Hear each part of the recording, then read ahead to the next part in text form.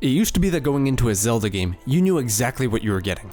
Ganon or some substitute villain was causing problems, and Link would go on a journey to collect items so he could save Zelda and the land from great evil.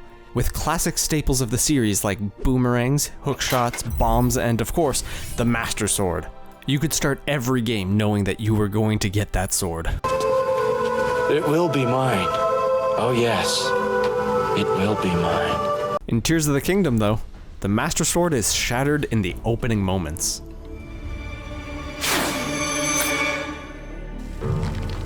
Breath of the Wild shifted so much of what a Zelda game could be. It was a masterfully crafted open world that let you run straight to Ganon and get your ass beat. At least, in my case, that's what happened. It represented a huge departure of the series from what it had traditionally been. Breath of the Wild was the revolution, and now, Tears of the Kingdom is here to be the evolution of its predecessor. On today's episode of GBU Reviews, we'll dive into the decision that every sequel has to make between playing it safe and reinventing the wheel. And I'll hopefully get to teach you guys about one of my favorite game design concepts, the aesthetics of play.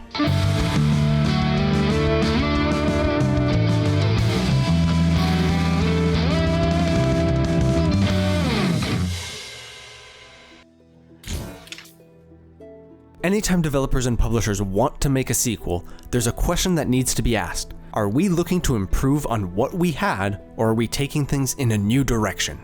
Evolution or revolution? When Breath of the Wild came out, it bucked all of the series norms, which meant Nintendo had to spend time tuning and creating their world to drive players towards exploration. There's actually a really interesting talk by the developers that goes over their findings and how they crafted their world using triangular shapes to limit the player's field of view and naturally push exploration. Maybe I'll do an episode on Breath of the Wild someday. But Tears of the Kingdom has the advantage of being an evolution. The groundwork for what this game is was already established in Breath of the Wild, which lets Tears of the Kingdom push the systems to new levels. In Breath of the Wild, you'd run around exploring the world, collecting materials, as you would in many open world games. But the crafting in Tears of the Kingdom allows players to not only use their materials for food, but to exercise their creativity in solving the game's puzzles. Sure, you can charge into a bokoblin stronghold with a sword and shield like in past Zelda games, or you can build a mechanical snake with laser eyes and set it loose on your enemies. Even bugs from the previous game have been adopted into features. Those crazy bomb jumps that speedrunners used to do in Breath of the Wild are now super easy to do. You can attach anything you want to your shield, like a bomb or a spring, and use it that way. The Zonai devices let you build almost anything you'd want, and there's so much variety in all of them that your creativity is really the limit. Most of what you build will fail and you'll hate it, but every once in a while, you'll craft something wonderful that you'll fall in love with. And who do you love now? Hoverbikes! The world around you is built to encourage this creativity. Ganon's upheaval has ravaged Hyrule, the terrain has deformed, leaving towers on small islands, and the people of Hyrule have started a concentrated effort to rebuild, leaving materials for you to play with around almost every corner. If you love building and exploring, this game is for you. Very few puzzles have just one solution. If you want to cross a gap by building a ramp and launching yourself off of it, that's an option. If you prefer a catapult, that's valid too. You can be as elaborate as you'd like. I fly to the moon. I shrink the moon. I grab the moon. I sit on the toilet. What? For me, that usually means just building a bridge. I've got a kingdom to save and the clock is ticking. It's time to go over one of my favorite concepts of game design, the aesthetics of play. Now, we're on a time limit, so here's the super quick version to make sure everyone understands the general idea so that I can then apply it to the Zelda game. The aesthetics of play was originally coined as part of a paper called Mechanics, Dynamics, Aesthetics, written by Robin Hunicke, Mark LeBlanc, and Robert Zubek. Sorry if I pronounced any of your names wrong. A link is on screen and there's one in the description. The final section of that paper attempts to break down the core reasons people play games. These are the aesthetics of play. It's how we know Portal isn't a first-person shooter, despite being in first person and shooting is the main mechanic. And it's how we know Mass Effect and Uncharted are different genres, despite both being third-person games that involve shooting. I personally really like the video extra credits made on the subject, because they added a few categories that weren't in the original paper that I completely agree with. So let's do a quick rundown of the categories. They are sense pleasure. These are games you play for how they make some of your senses feel. Think Wii Fit, Rock Band, or my favorite example, I challenge your revolution con una dance counter-revolution. You're playing for the music or to physically move. Fantasy. These are games you play to live out a specific fantasy, like Euro Truck Simulator, or a sports game, or Harvest Moon. Narrative. These are games you play for their stories. Think Final Fantasy, or any visual novel game, or Dragon Age. Challenge. These are games built around overcoming some mechanical goal. Note that challenge does not mean difficult. Yoshi's Woolly World is a platforming game that isn't difficult, but its core aesthetic is challenge. But yes, challenge can also mean difficult, like Elden Ring. Fellowship. These are games you play for the co-op experience, to work with a team to complete a task.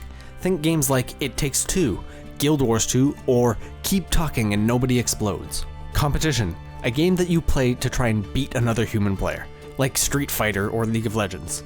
Discovery. A game you go to for the exploration and experimentation. Think games like Elder Scrolls, where exploring the giant map is the appeal, or testing out new card combinations in Magic the Gathering when a new set comes out. Expression. A game that's all about letting you express yourself. Think Animal Crossing or Scribblenauts. Abnegation. A game you can zone out to. When you're too tired to play or learn a new game and just want the familiar or something to grind, these are the games for you. It's things like Bloons Tower Defense maps on easy, or hatching thousands of eggs in Pokemon to get a shiny. Cool, everybody got the list memorized? Good. Most games focus on 2 or 3 core aesthetics. A lot of newer designers don't grasp this right away. All games will likely have some aspect of each category. They can even be good aspects. Final Fantasy has great music, but if you just wanted to hear the music, you'd open Spotify, not put the game in. Sense pleasure is not a core aesthetic of JRPGs, usually. When you're deciding between playing Rock Band the Beatles or Guitar Hero Metallica, the music guides your choice. That's a core aesthetic. So, just because there is a story in Power Wash Simulator doesn't mean it's a core aesthetic. Very few games also pull off more than 5 core aesthetics.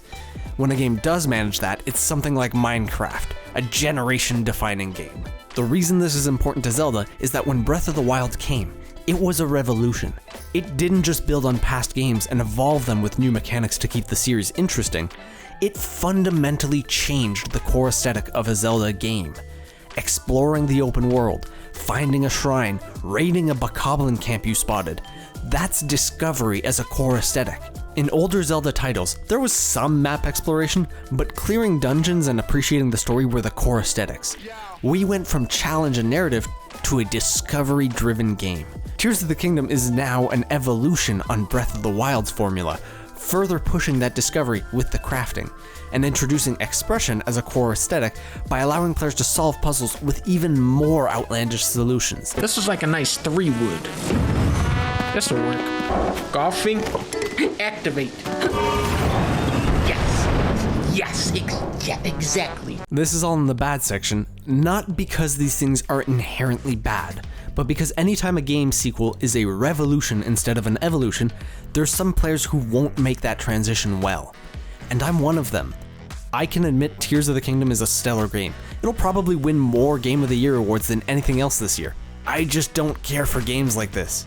I never enjoyed Minecraft. I played Grand Theft Auto 5 for about 3 hours, and Valheim got a single night out of me.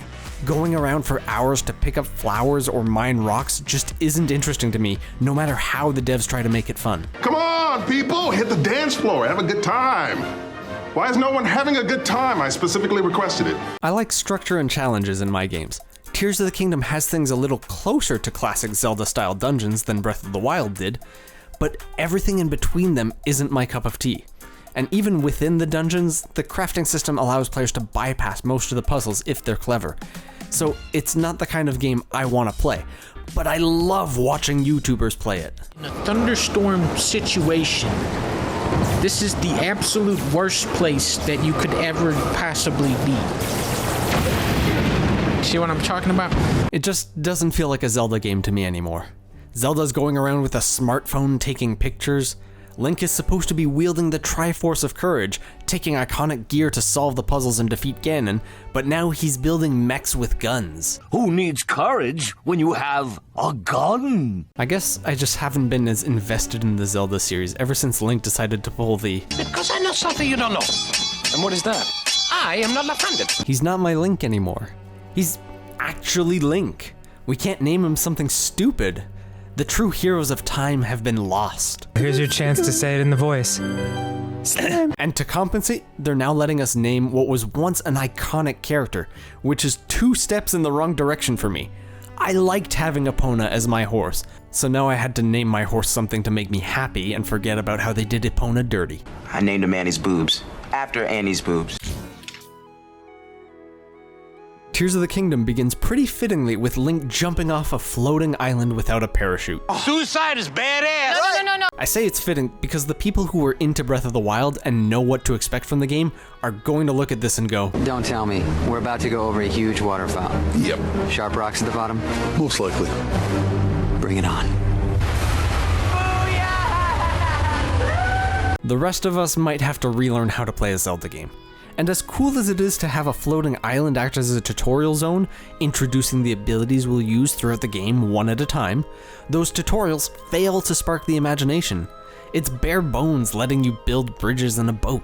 The introduction of the game pairs you with a ghostly mentor who's basically a god in the game's lore, and he literally gives you his right arm just to go, So you're like my space dad? Yeah, I'm like your space dad. But this introduction doesn't prepare you for the experience. The opening moments of the game need to get you excited for what's to come and help you understand how to think. Nothing in the opening gets you thinking with portals. You don't get to flex your creativity, which should be rewarded, especially in the introduction. I would have loved to see Space Dad building some crazy contraptions for you to mess around with. We as players don't need to worry about the complex rules of how he built them. Just let us play with things like the human catapult, or give us a trampoline shield. Show us some of the fun things that can be done, and then worry about teaching us how to do it later. I glued all my weapons onto this. Was this smart or dumb? You be the judge. As designers, we should look to reward correct behaviors, or hint to players on how they should approach the gameplay. Tears of the Kingdom does this really well in some shrines and environments, leaving materials around which can make you feel clever, like you're cheating the game. But then when you're building and iterating on your designs, because the first version rarely works, it can feel like the game is punishing you. Everything in the game has durability, so if you hit things too many times, they'll break. But to start any of your Zonai devices, Link has to hit them. I lost count of how many ships I destroyed while trying to start their engines. I'm getting mixed signals from the game.